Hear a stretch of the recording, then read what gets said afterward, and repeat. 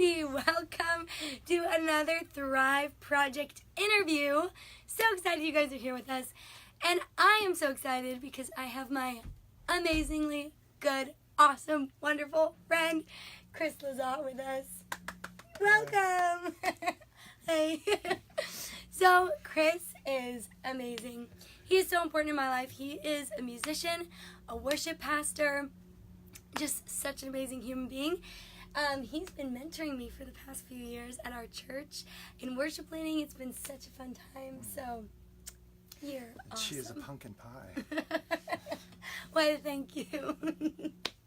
So I wanted to have him on today because he just carries so much kindness, wisdom, and just an amazing story. And I think he leads his life with so much humility and servant-heartedness and an ability to really use your gifts while allowing other people to use their gifts and fostering and encouraging them forward. So I think that's what you do really well. Oh, Mom. Yes. So we're going to learn from him and his story and who he is and the life journey he's had and the lessons he's learned, because that's what it's all about, learning from each other's stories. So much to learn. So tell us a little bit about you, what you do currently, and then I want to get into kind of your story and like how you found direction and kind of how you got where you are today.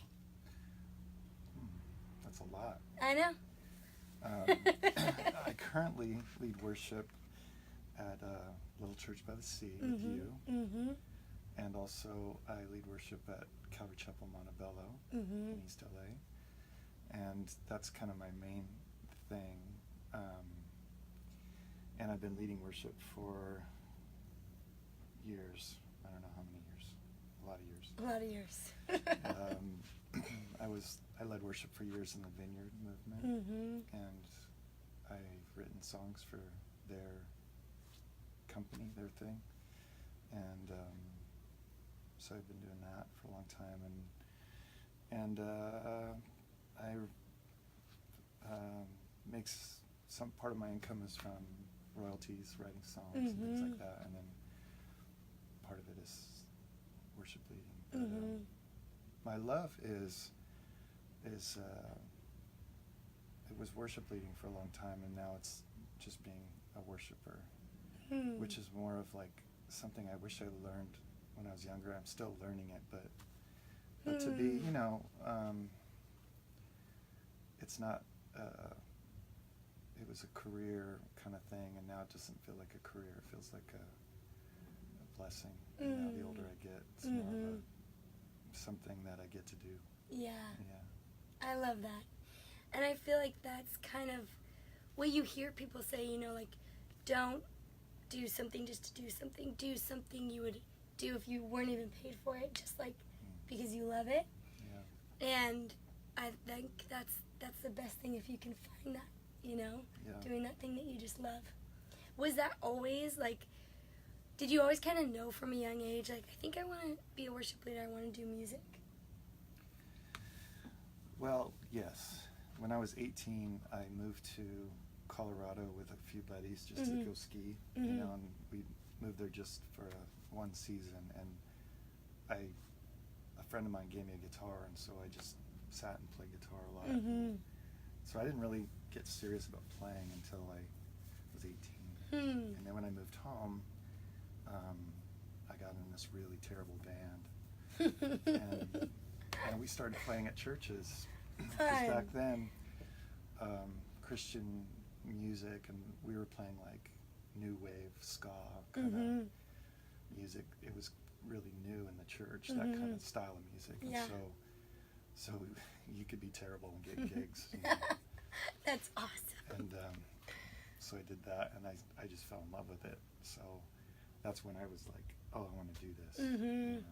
So from then on, it was really like my passion. Even though I do other jobs just to make money, my real love and what I wanted to do was music. Wow.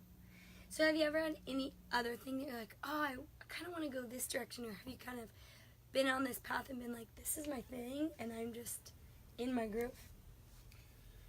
It's kind of always been music, but I mean, my father was a home builder, and I worked for him while I was doing music for some years, and I really loved that too. Like I saw like, hey, I could enjoy this, you know, but music was even more. So I went that way. Yeah. Yeah. So tell us a little bit about like your recording journey, because you've done a lot of albums. So tell us kind of about that journey and what you liked about that and what you learned through it and everything. Okay. Well, recording back when I started in music, it was very expensive, and just to go do a demo tape. I lived in LA for a while and I was in a band up there, and we would just save all our money and try and go do 3 songs or something. And back then, there was no home recording equipment, so you'd have to go to a big studio and pay money, and you'd have to record on this big 2-inch tape, you know. Oh my gosh. And like 24 tracks on 2-inch tape, so it was these big reels like this. Wow. And each of those reels would hold maybe 3 songs at the most, and each reel was $300 for a reel. So wow. For us, Yeah. you know, working whatever jobs, it was just a lot, and then paying studio time and all that. So. Yeah, man. But what I loved about it was worth so much. It was so special because it was a sacrifice to do it. Yes. You know? And where today, you know, you have your Pro Tools over there and you can record anytime you want.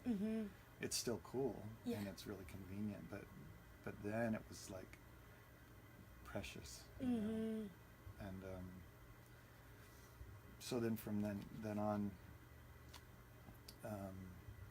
after I was in the band up in LA, I was asked to do some records for this label in Anaheim called Vineyard Music as a solo artist. So I did some records with them, and then my brother-in-law and his wife had a label, and they asked if I'd want to come over there, and I did some records for them, and then went back to Vineyard Music and did records for them. And so the whole time it was great. Every record was totally a different experience, different producers or different musicians on the records, which was always fun.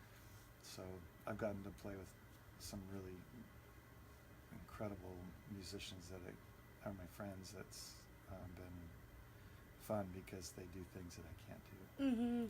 Yeah, that collaboration is so fun. Yeah. And then now, your last album you just released like a year and a half ago? 2 years ago. 2 years ago. Yeah. That was a good one. Thanks, you sang on it. I did. That's why it was so good. Oh yeah, of course. And now, Chris is actually helping me record my first album, which is amazing. Such a blessing. I'm like, so blessed. And it's been really fun. We're just in the beginning stages, but it's so cool to have your expertise and your knowledge and all the years you've been in it and just get to create something together.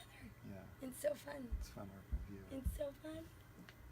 So, one thing that I've thought was so cool, me and Chris, I did an interview with him when I was in college, and I was doing a project on musicians and fame and just that whole kind of journey of what does it look like to be a musician but not seek fame, because it can become tied together. And we talked a little bit about the importance of the small things and finding significance in those, and sometimes it's so easy, I think in certain arenas more than others, but to just see the big things as the important things. So tell us a little bit about like your journey with that and just your heart and like what you've come to like teach me about that and everything. Okay. Well, I sought after fame when I was younger, and it wasn't so much I was saying I want to be famous, but you want to be, everyone wants to be validated. Yes. You know, everyone wants to feel like they've done something important. Yeah. Or what they do makes a difference. And so it's just kind of a rough way to navigate it. Is rough just because you know, we're only human and our heads can get messed with, and we can start to believe that we might be better than we are or whatever. But you know, it's just as Christians, it's kind of like our whole goal is to, you know, present Christ with our lives, and so it's all about like less of us and more of Him, and all those catchphrases or whatever. But it is a kind of a downward mobility instead of an upward mobility, in a sense of like, you know, we're called to serve and to follow Jesus, but if we follow Him and what the life He lived this life of like becoming this king that became a man that died on the cross for our sins. Yeah. And so His whole trajectory was like this, for our sake. Yeah. And so it's such a tough and weird thing, because even as Christians, everyone wants to build you up to go this way. And so I'm not saying that's wrong. It's just, it's hard to navigate. And so I don't know if that makes sense. No, It's kinda, totally. you know, because I feel like we're, you know, the Bible says we're called to share in the sufferings of Christ. So even things that even the church, I think, can get confused, is that if we're Christians and we're children of God, then we should experience all the blessings. And the blessings, that's true. It's just that sometimes the blessings don't always feel like blessings at the time, because there is something about like God, you know, changing our hearts, allowing suffering to do a perfect work in us. Yeah. Allowing things like your voice, you know, that's having a tough time, Yeah. to do something in us that maybe we wouldn't allow to happen Yeah. if that wasn't going on. Yeah. So, So true. I'm reading a book by Bob Sorge, who's the one who lost his voice. he lost his voice. He had vocal nodes or something, got a surgery, and then it went wrong, and they basically severed his vocal cords, so now he just can't speak at all. And I mean, his story kind of scares me, because I'm like, like I would never want that to happen, right? But his book is called Between the Lines, and he's talking about like God writing a story with our lives, and how in a story there's always going to be conflict and resolution, and how we just want like things to just be good and happy like now, right? Yeah. And God's like, I'm writing such a beautiful story with your life, and beautiful stories have to have the longing and the waiting and the suffering and the conflict for there to really be actually meaning to the ending and to those like victories and everything. So I thought that was so interesting, and it helps give you such perspective for those types of things in your life. Like, Yeah. we would have a boring story if everything was just like, yay, good. Yeah, and even Bob Sorge, you look at his life, he was a worship leader, songwriter, and you know, the impact that his story and the books he's written because of his suffering Yeah. is so much bigger than Yeah. it would have been Yeah. probably if he didn't have his suffering. Yeah. You know? I know, it's pretty crazy how suffering really can produce so much fruit, but we just don't want it sometimes. I know. Yeah. Yeah, it's hard. I don't think any of us would choose it. Yeah. But in His mercy, He might allow stuff in our lives that we wouldn't choose for the sake of the kingdom. You know, Yeah. which is really like what is worth living for. You know, Yeah. So true. I have to remind myself all the time, every day, to be heavenly minded. It's just hard to do, but it's really like, it's everything. It's our future. You know, this life is so short, Yeah. and eternity is eternal. You know, it's forever. And to live like, you know, Jesus gives us this help by inviting us to be heavenly minded and to not put too much stake in the things of this earth. Yeah. It's helpful to be, you know, to know that information and to be reminded of that, because then it helps us with perspective of when disappointment comes, Yeah. or when suffering comes, how to navigate that, and how to live out this life with those things that are inevitable. They're gonna hit us all. You know? Yeah, it changes your perspective so much, because I think, you know, even part of this podcast project is about, you know, talking about living a life of significance and meaning and thriving and all that. But I think in our society there's such an idea that thriving and having significant life means being on top and reaching your potential and being successful in the world's eyes, right? And it's like, how do we shift our mindset to see significance for truly what it is? And like you said, it's like, you know, even with music, it's like, okay, if I'm going to be significant, that means I'm going to be famous, and so many people are going to hear my music and all that. But truly, like, what does it really look like to lead a life of significance? And I think it does. It includes the suffering, and it's kind of like we talked about, seeing the significance in the small things rather than always thinking the big thing is going to be what's significant.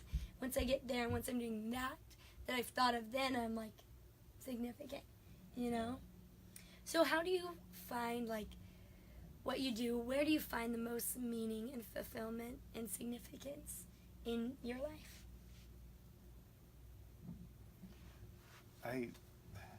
Sadly, it was later in life that I found that, you know, I actually enjoy worship the most when I'm by myself. You know, when I'm just with me and God, and I wish I discovered that earlier. You know, but it is what it is, and I think just finding His presence, and mostly not feeling it, to be honest, but when the Bible says to draw near to me and I'll draw near to you, I find probably the most significant times in my life are when I make a decision to draw near to Him. And like I said, most of the time I don't feel like, oh, I feel His presence, but I trust and I believe that as I'm drawing near to Him, that He's drawing near to me. And so now that I'm getting older, and you know, those are the things that I just desire more. You know, I still battle my flesh. I still have all the temptations of life that everyone has. It's just that I'm grateful that He's given me the gift of belief, you know, faith, and like being able to, even when I don't feel like it or whatever, just to say, no, I decide to follow Him today. I decide to surrender every morning and just say, I surrender. Not my will, but Thy will be done. That's become like my most important prayer. Yeah. Is because my will isn't good. You know? I guess it can be okay, you know, Yeah. but compared to His will for my life, you know, it doesn't compare. I know, it's funny how sometimes we think we know what we want, what's going to make us happy, but oftentimes those things are just kind of fleeting, and it's really like His work in us that just produces the deepest joy. And it's so cool how you come to like learn that and realize that as you go along the journey. And the funny thing is like, even all of our hopes and dreams as a human being, and the things in this earth or on this earth, it's like the more we surrender to His will, it just seems like those things kind of come.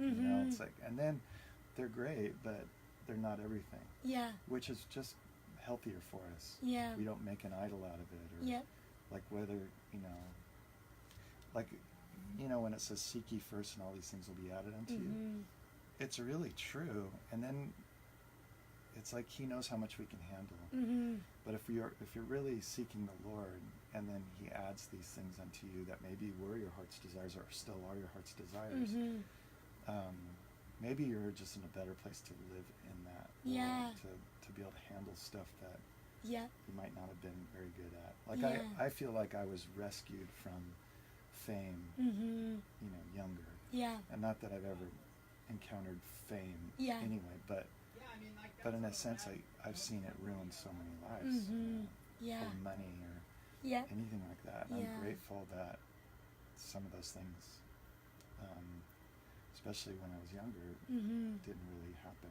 Yeah. You know? Yeah. That's so true. It's like the things we think we want, and then you realize, oh, that would have not been good for me. Yeah. Yeah.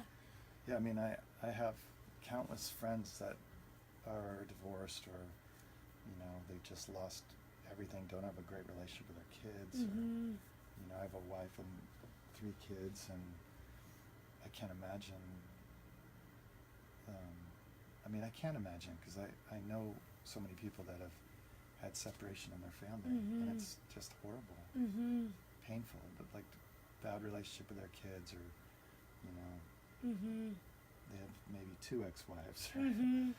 you know, that's rough. Mm-hmm. But we're all susceptible to those things. Yep. And that's why it is important to like surrender. Mm-hmm. Just say, not my will, but thy will be done. My will can mess stuff up. Yeah.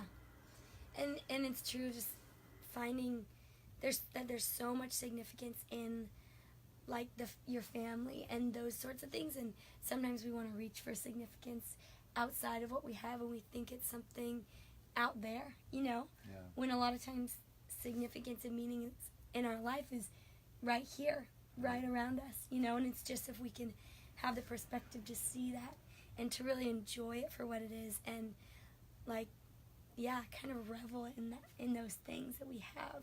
Yeah. Yeah. It's like what everyone says, being grateful changes everything. Yeah. But it's so true. Yeah. Yeah. And another thing that will kind of switch gears, but I love about what you do is I think you're so good at lifting others up into their giftings. And so often when we want to find our direction and our calling, we're kind of focused on what is my thing and what's God going to do with my life, you know. But I think that you have such a mindset of community and seeing other people flourish. So I love that about what you do. And kind of, have you always gravitated towards that, or has that been something that you've learned to press into more? I had to learn it. Mm-hmm. And it only happened maybe, well, I don't know if it would only happen this way, but I would say it happens because people did it for me. Mm-hmm. You know, Mm-hmm. I had people lift me up Yep. and mentor me and, Mm-hmm. and love me, and so the joy I experienced from that made me want to give it away too. You know? Mm-hmm. And so, like when I see you, Mm-hmm. you know, for one, you're just a pumpkin, and two, you are so gifted, and what you have is unique to you, and it's special. And so I feel like for me to help you on your journey, Mm-hmm. it's a blessing to me too. I get joy from that, you know. And when I had friends do that for me, or mentors and people that brought me along, I just realized that how important that was for my journey, you know. Yeah. Yeah, it's so true. I mean, I think for me it's been such a blessing to have you, and just, it's really, like you said, I think it's caused me to really want to live in that way, you know, and just being so blessed by your mentorship and your time and investment in my life and my giftings. I'm like, wow, like I want to live like that, you know. It's so cool. So thank you for that. It's amazing. I love it. So good. And then another thing I wanted to touch on a little bit too is just finding direction in life. So how have you kind of found, like when you're making decisions or transitioning or whatever, like how have you found that you hear God's voice or find His direction in those kind of times? I don't always find it. Mm-hmm. You know, sometimes I feel like I'm just walking in the dark, you know, Mm-hmm. but but I know what's truth, Mm-hmm. and so I go towards that Yeah. because it's kind of like I can't always feel his presence, like I said, or I can't always see the path, but if I follow what's true, Mm-hmm. the Bible is truth. Yeah. So we have that, which is like people always want to hear God's voice or have a prophetic word and all those things, which is great. I love all that stuff too, but the for sure thing is like we can hear from the Lord every day. Mm-hmm. Yeah. And it's really probably the greatest gift of God's voice in this world is his word. Yeah. So, and that's been a new thing for me in a sense. Like I probably coming out of and being a part of the charismatic, maybe Pentecostal kind of church for so many years, I was always wanting to, hear a word from the Lord and all that. And I think I still do. I still love it. I still believe it. I still believe that people are gifted with prophetic gifting and things like that. But I think sometimes I would put more weight on that than I would on the word. And Yeah. Not more weight that this could be more true, but I guess it's an innocent thing in a sense where you love to hear someone speak specifically to your heart. Yeah. But I believe the Bible does that too, and probably, for sure, with no filter of the human being, of a godly human. Yeah. The prophetic person only sees in part, and the Bible is pure. Yeah. Yeah, that's so true. I think that's really awesome because we tend to forget that sometimes. We're like just asking God, what are you saying? What are you saying? But a lot of times he's like, it's all, I'm saying so much. All of it's right there, Yeah. So going to the Bible and seeking direction there is so important. Yeah. It's really good. Mm-hmm. Yes. And the Bible's so, transformational. Mm-hmm. Like it does things in our heart and mind when we don't even realize it. Yeah. Yeah. Like it's So really true. the bread of life. Yeah. Like we're actually taking in Jesus. Yeah. He is the Word. He is the bread of life. So we're actually like filling ourselves with the presence of God. Yeah. So I love that. And like it says, it cuts between bone and marrow. yeah. And you feel that when you're reading it, sometimes you're like, whoa, this is just like getting straight to the heart, It's really cool. And then when you don't feel anything, it's still doing that work. Yeah. Which is cool. Yeah. It's like so beyond us. Yeah. Very beyond. Oh, love it. So, well. Oh, man, so good.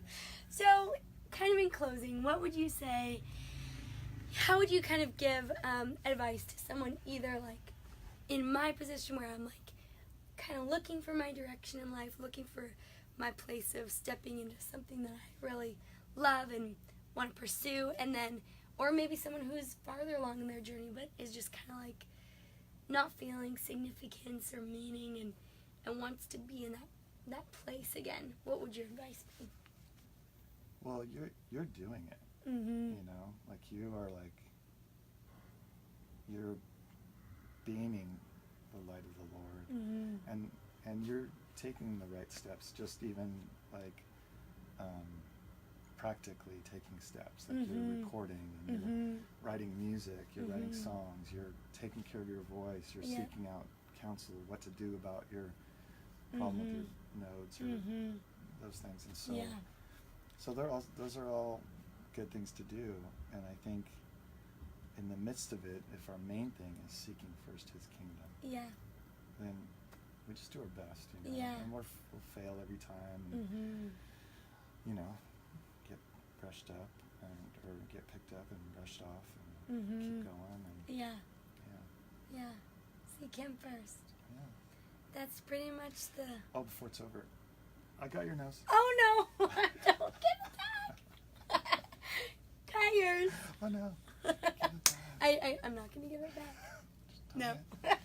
Gotta go all day without smelling anything. Yeah, exactly. So sad. No roses. Oh, man.